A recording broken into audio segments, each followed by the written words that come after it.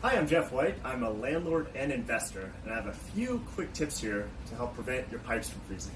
Faucets installed prior to the 1970s aren't frost resistant. Let's start with freeze protection on outside water pipe. If you haven't already, disconnect any garden hoses to the outside faucets. Get an old sock. Not this one. Place it over the faucet like so.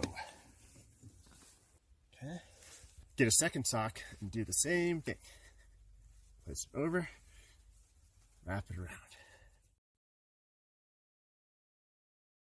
Place a bag over your DIY insulator to keep the socks dry. If the socks get wet, they will freeze, and it's no different than a pipe being wrapped in an ice cube.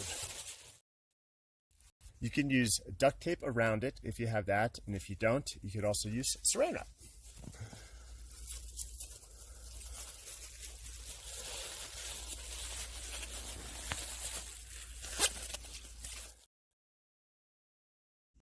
Now I'm going to show you what you can do inside to prevent your pipes from freezing.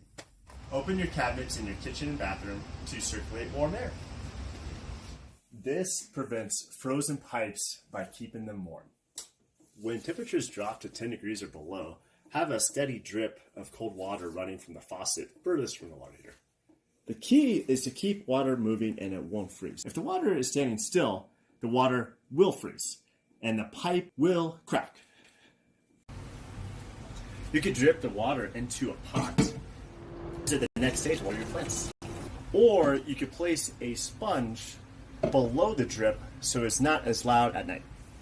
Bonus tip, if there's an outage and it's for more than 24 hours, shut off the water completely from the main shutoff valve. Absolutely make sure your tenants know where the main water shutoff valve is to avoid costly repairs. I hope this video was helpful. Please share with your friends and family to keep them informed until this freeze is over.